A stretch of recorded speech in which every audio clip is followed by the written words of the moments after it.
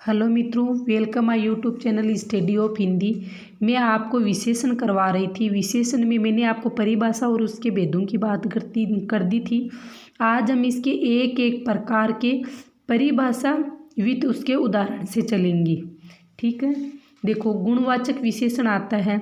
विशेषण की अपने डेफिनेशन देखी थी कि संज्ञा सर्वनाम की जो विशेषता बताने वाले शब्द होते हैं वो विशेषण कहलाते हैं।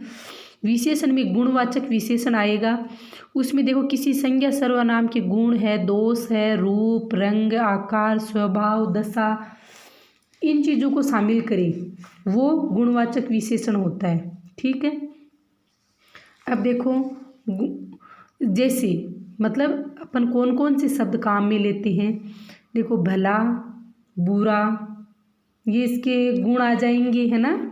मीठा, खट्टा, ठीक है, मीठा है, खट्टा है, लाल है, काला है, ये रंगों में आ जाएगा।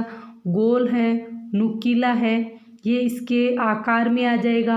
मोटा है, गाढ़ा है ना, ये इसके मतलब दशा में आ जाएगा।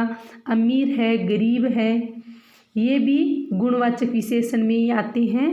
ऊंचा है, गहरा है, ये मतलब अपने उसमें आकार में आ जाएगा। ठीक है, ये चीज़ें ऊंचा स्थान में आ जाएंगी। ऊंचा है, गहरा है, नया है, पुराना है, ये हम समय में ले लेंगे। मतलब ये शब्द जो काम में लेंगे वो गुणवाचक विशेषण के आएंगे। ठीक है, अगला हमारा दूसरा होगा। इसके एग्जाम्पल में लास्ट में 8-10 करवा दूंगी, उससे ये क्लियर हो जाएगी कि ये कौन से विशेषण में आएगा, वो हम साथ में देखेंगे। अब देखो ये संख्यावाचक विशेषण है 2 नंबर पे। उसमें देखो इसकी डेफिनेशन देखें तो हम शॉर्ट में लेंगे कि किसी संज्ञा सर्वनाम, ये बार बार बोलने की जरूरत नहीं है। संख्या को प्रकट करना ही संख्यावाचक विशेषण होता है। इसी आधार पे हम इसको आगे 2 भेद और करेंगे, उपभेद। वो किस आधार पे होगी कि संख्या की निश्चितता और अनिश्चितता के आधार पर 2 भेद हो जाएंगे। जिसमें फिक्स है, निश्चित संख्या है, वो तो निश्चित संख्यावाचक विशेषण हो जाएगा। और जिसमें निश्चितता नहीं है, मतलब एग्जिट नहीं है, वो अनिश्चित संख्या में आ जाएगा। जैसे गणनावाचक में 1, 2, 3, 4 ये आ जाएगा। आवर्तीवाचक दुगुना, तिगुना, चौगुना ये हो जाएगा। और क्रमवाचक में पहला, दूसरा, तीसरा, चौथा, ऐसे 9वां ऐसे हो जाएगा। और समुदायवाचक में दोनों, तीनों, चारों तरफ ऐसे शब्द आते हैं, वो समुदायवाचक में। मतलब इसको हम अलग अलग पार्ट में डिवाइड करके समझेंगे तो वो ईजी होता है। तो निश्चितता में संख्या फिक्स होती है और अनिश्चित में संख्या फिक्स नहीं होती है, जैसे कई, कुछ, सब, बहुत आदि आ जाती। चलो अगला देखते हैं परिमाणवाचक विशेषण।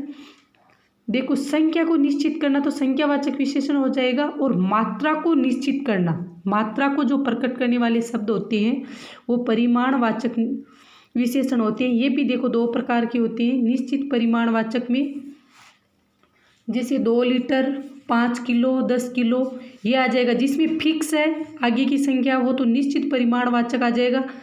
और मात्रा देखो इसकी लीटर की, किलो की, इनकी फिक्स कर रहे हैं। और अनिश्चित में क्या होगा, थोड़ा, बहुत, कम में, ज़्यादा, अधिक, ये चीज़ें इसमें आ जाएगी। Thank you.